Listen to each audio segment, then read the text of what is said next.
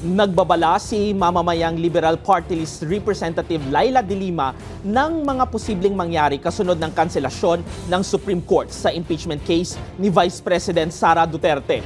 Ayon kay De Lima, maaaring gamitin ito para maghain ng mga pekeng reklamo o nuisance complaints para protektahan ang mga opisyal ng gobyernong nasa sa ilalim sa impeachment at maharang ang mga seryosong impeachment complaint sa ilalim ng one-year bar rule.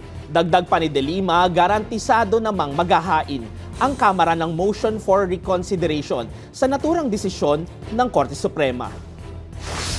That's very dangerous. So mangyayari ngayon yan sa impeachment process, magpuunahan. What if para lang na mabar na ng one-year rule ay ang pinakauna, the very first, hihintayin lang yung pag-open nung receiving section of the House of Representatives at ang magfa-file ay sinadya pala that it's not a serious one, it's a sham,